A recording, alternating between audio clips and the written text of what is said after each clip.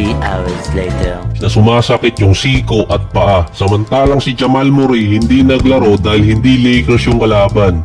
Sa totoo lang mayroong injury din sa paa. Si Tyson at si Watson ang pumalit sa starting lineup. Si Jokic at si Jamal Murray may injury na talaga since Wizard team pa lang. Pero alin pa yung game na mayroong makakalaban na hottest team, dun pa nagpahinga yung dalawa. Parang minaliit nila yung Golden State dun. Kasama din kasi doon si Christian Braun na hindi naglaro. Prior sa game naka-probable si Braun at naka-questionable si Jamal Murray at si Jokic. Naman, nasa 21 points, 10 rebounds at himala, may 5 assists, namamasa na. Parang may masama mangyayari kasi sa mundo kapag mayroon state ng sarili ng game plan. 18 points ang lamang ng Nuggets pagdating sa 3-point area. At mismong assist, wala na si nagkapikunan, nagkatulakan, nagkagulo, nagkatanggalan pa sa game na eject yung dalawang player. Sa Lakers pa naman lamang sila 107-93, 6 minutes mark. Malas pa nun si Luka, 5 out of 20 sa field.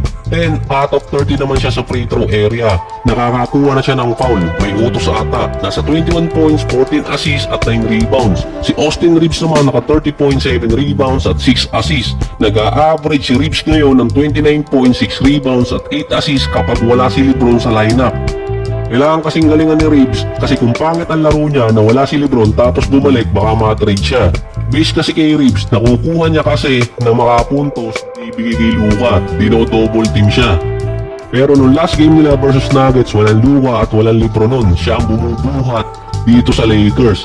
Ang sunod na makakalabang kasi ng Lakers ay Denver Nuggets, March 20. May possibility na dun maglaro si Jokic at si Jamal Murray. Parang meron mapapagmulta. Yung Lakers schedule kasi ang inaabangan ni Jokic at Jamal Murray dahil merong mawawala doon sa Denver Nuggets. Dito kasi papasok na pwedeng mamili ang team ng kakalabanin nila papasok ng playoffs.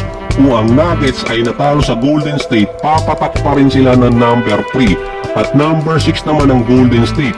Lamang pa rin doon ang Nuggets at may isa pa silang game, so nabanggit ko na yung kanina. Sa Lakers game naman, kailangan makuha ng Nuggets yung panalo para masecure nila ang tiebreaker.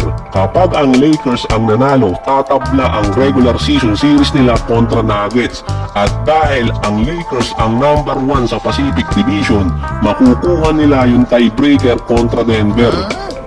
Dahil ang Denver ay number 2 sa Northwest Division, kasama doon ang number 1 sa division nila na OKC Thunder.